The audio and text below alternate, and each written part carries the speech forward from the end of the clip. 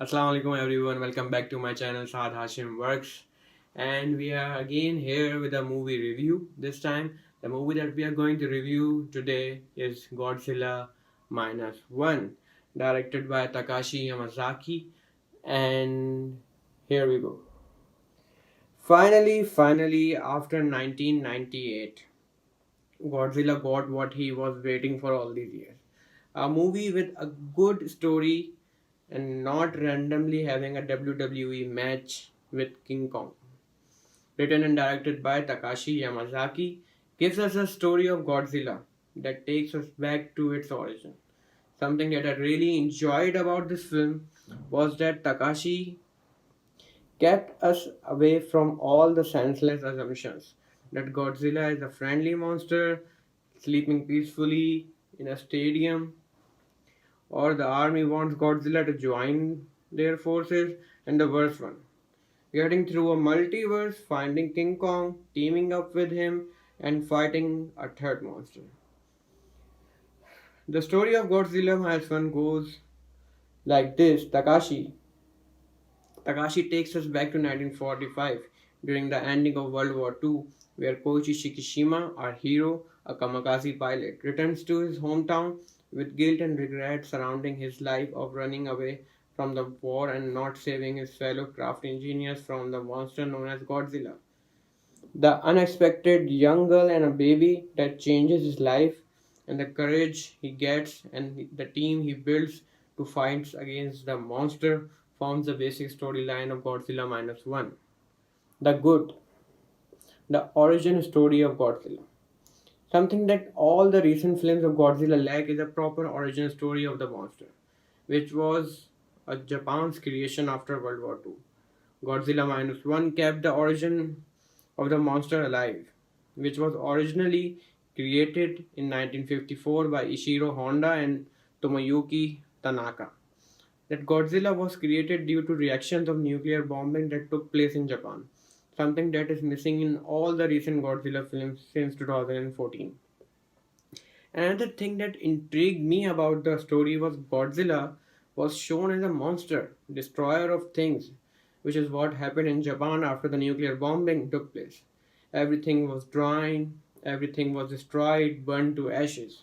However, if you see all the recent American Godzilla movies, in those films Godzilla is also used as a weapon of military.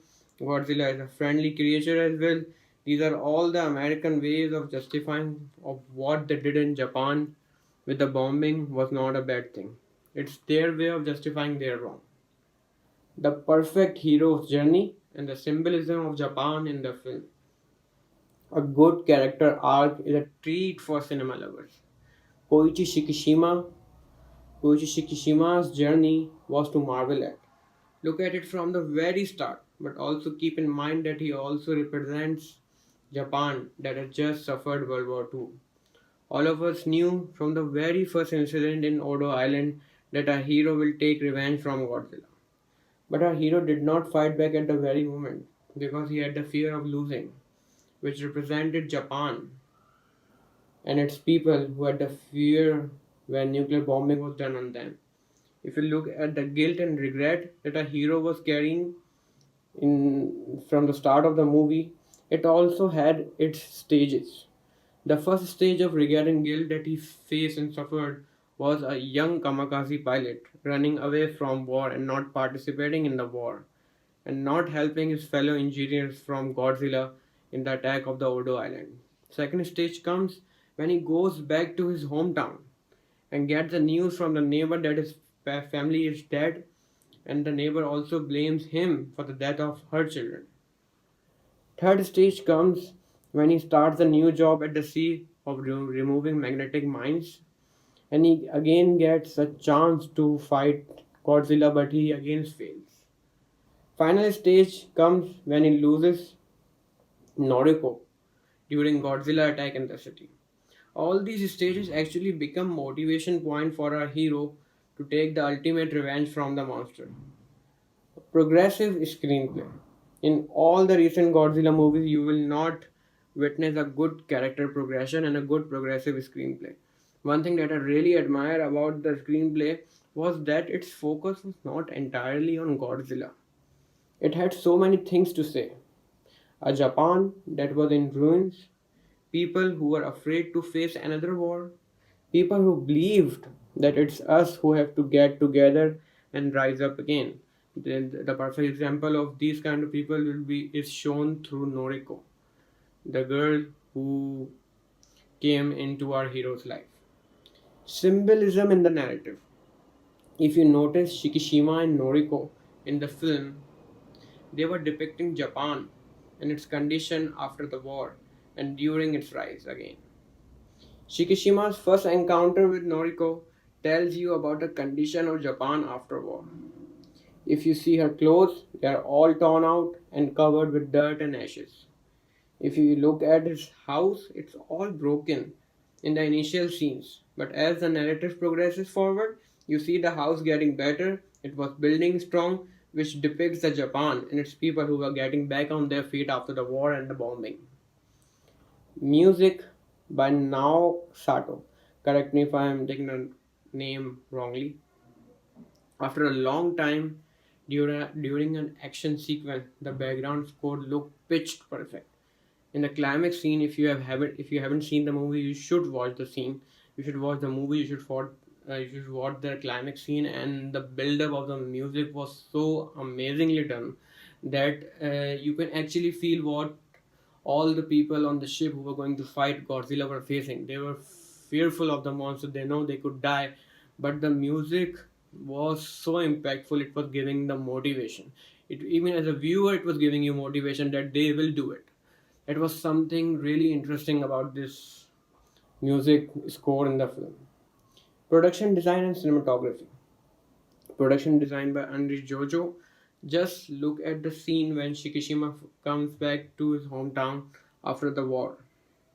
The production's design is so good. It's so realistic that you can actually feel the damage Japan went through. The scene where Godzilla attacks the city and Noriko.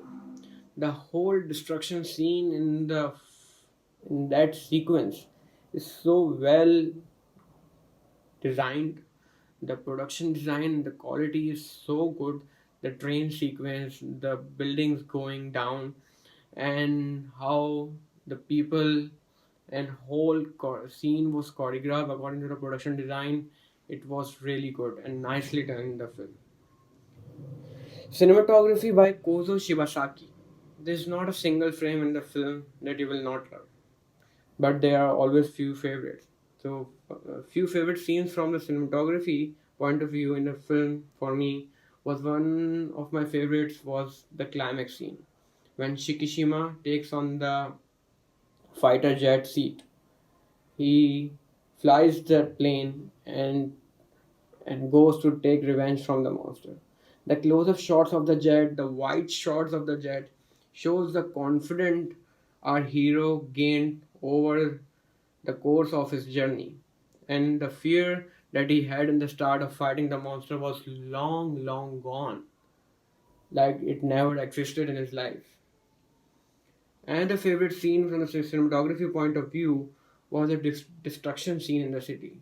Wide shots of people running, reporters reporting the Godzilla while he attacks the city. It's so beautifully captured that it actually looks realistic, and that's how it should have been. As compared to the recent Godzilla and Kong movie, you see when the Godzilla and the Kong attacks a city, you will hardly see people and their reactions. You will just see the two of them fighting, destroying buildings. But here in Godzilla Minus One, you will actually see the reactions of the people too. What are they going through when something like this attacks their city? Another thing about the cinematography is how the Godzilla was captured.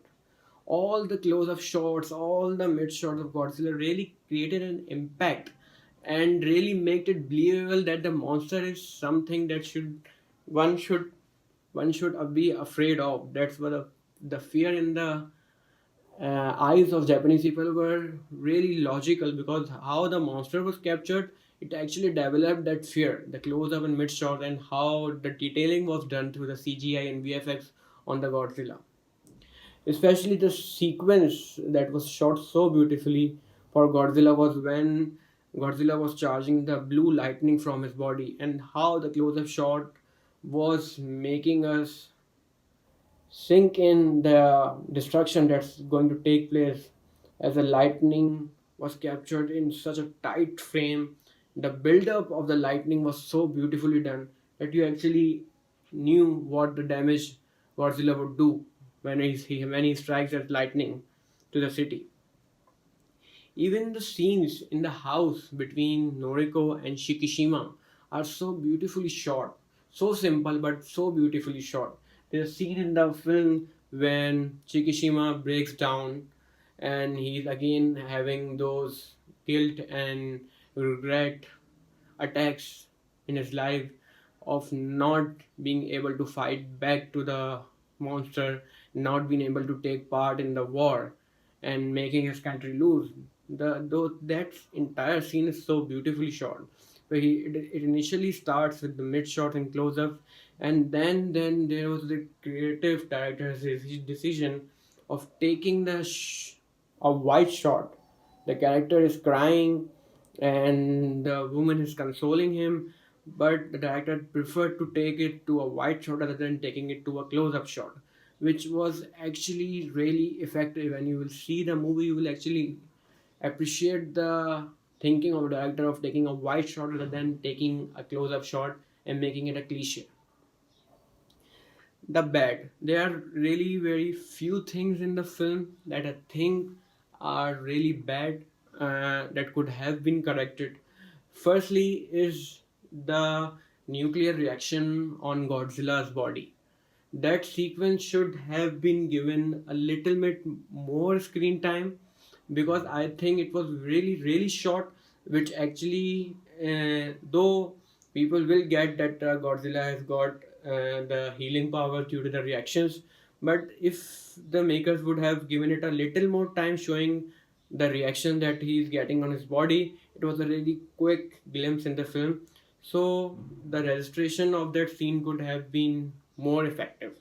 Second thing, I think the wide shots of capturing Godzilla in the film could have been shortened up, because whenever the wide shots were taken and the walk of the Godzilla was captured, the walk of the Godzilla was actually very, very, very mechanical, very robotic, other than a large animal monster walking through a city. It actually felt like a robot is walking. So because the close-up shots and the mid shot of the Godzilla were really nicely shot and captured, but the wide shots of the Godzilla were actually really, I wouldn't say bad, but capturing him wide. But when you see the walk and you actually can pick that mechanical walk of Godzilla, robotic walk of Godzilla, which are not making it very natural of the monster walking just in a similar way every single time when he's actually destroying the city. So these two things I think they could have been made better in the film or shortened up in the film. Other than that, the entire film was really beautiful, really nicely written and directed by Kamakazi. And that was a review, guys, of Godzilla Minus One, and you can watch it on Netflix now as well. And this was a review, and next time we will come up again with another movie review from all sorts of genres and from another cinema.